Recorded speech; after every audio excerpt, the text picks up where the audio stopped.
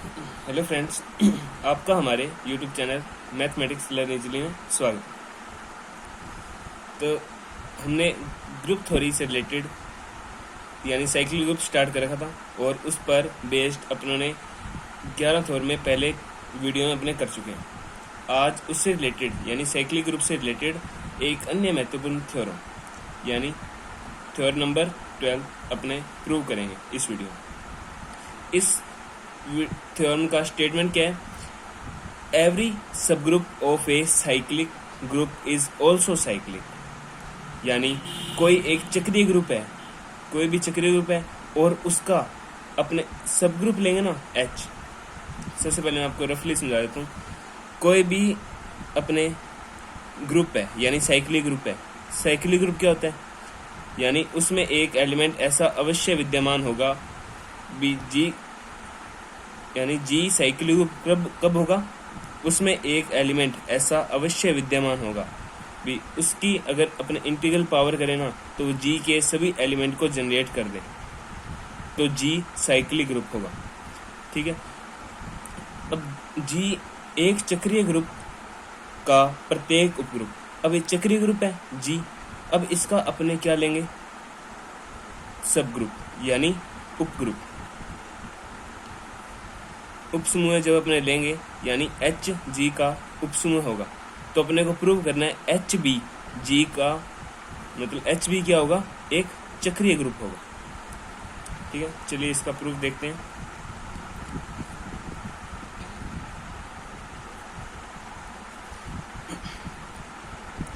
Proof सबसे पहले जो अपने को दिया वो अपने लिख देते हैं। यानी अपने को थ्योरम में ये दिया है, लेट अपने मानेंगे let G be a cyclic group, मतलब जी एक चक्रीय ग्रुप है। ये अपने को दिया हुआ है जी एक चक्रीय ग्रुप है। चक्रीय ग्रुप है तो उसमें एक एलिमेंट ए अवश्य विद्यमान होगा जो कि उसका जी का क्या होगा? जनरेटेड होगा। ठीक है, तो अपने G is generated by A, यानी G है एक साइक्लिक ग्रुप है। अब ये G एक साइक्लिक ग्रुप है तो उसका एक जनरेटर होगा, तो अपनों ने कंसीडर कर लिया A उसका क्या है? जनरेटर है।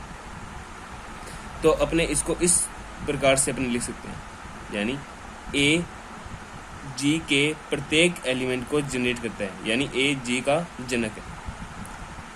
इस तरह से इसको दर्शा सकते हैं। ए उसका यानी साइक्लिक ग्रुप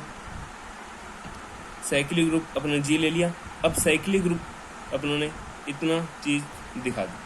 अब अपने साइक्लिक ग्रुप का उपग्रुप लेंगे यानी सब ग्रुप लेंगे, उसको भी साइक्लिक शो करना है। तो अपने लेट करेंगे, let H be the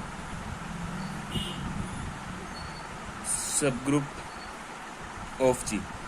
H है वो जी का सबग्रुप है।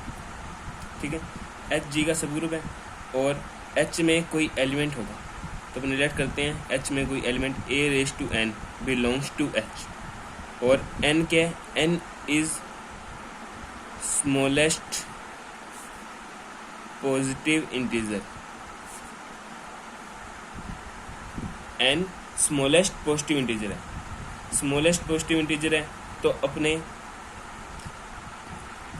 यह प्रूव कर देंगे भी एच है वो भी, एच में भी एक ऐसा एलिमेंट अवश्य विद्यमान है भी, उससे उस एलिमेंट की जब अपने इंटीग्रल पावर करते हैं तो वो एच को जनरेट करता हो, यानी एच भी एक यानी साइक्लिक ग्रुप जी का एक सब ग्रुप एच अपने जो लिया है वो भी साइक्लिक होता है। अपने को ये प्रूव करना है, टू प्रूव। अपने ये प्रूव कर दिया तो अपनी थ्योरम का प्रूव हो जाएगा। ठीक है, तो इसके लिए अपने एक एलिमेंट कंसीडर करते हैं ए रेज टू एम है ना, ये बिलोंग्स टू एच में है, एच है तो विभाजन कलन विधि। तो ये स्टेप आपको याद रखना है, इसके बिना आप थ्योरम का प्रूव नहीं कर पाएंगे। ठीक है। A raised to m belongs to H, तो विभाजन कलन विधि से यानी डिवीजन एल्गोरिथम मेथड से Q और R ऐसे दो पूर्णांक Q और R ऐसे दो पूर्णांक यानी दो इंटीजर एग्जिस्ट करेंगे, विद्यमान होंगे कि अपने m equals to n q plus r अपने लिख सकते हैं, ठीक है। एन क्यू प्लस आर अपने ये चीज़ लिख सकते हैं। अब दोनों आधार में यानी a पावर लगा देते हैं, अपन a पावर कर सकते हैं a n q plus r, इस प्रकार इसको लिख सकते हैं, दोनों और a कर दिया, ठीक है। अब a रेस टू m है, इसको अपने इस प्रकार लिख सकते हैं a raise to n q dot a raise to r, इस प्रकार अपने लिख सकते हैं। तो अपने को ये पता है a रेस टू आर की जब अपने वैल्यू निकालेंगे a रेस टू आर किस प्रकार होगा, a रेस टू m ये सारा इस प्रकार, और a raise to n minus को, क्योंकि ये इधर से है, ठीक है। इस प्रकार अपने लिख सकते हैं।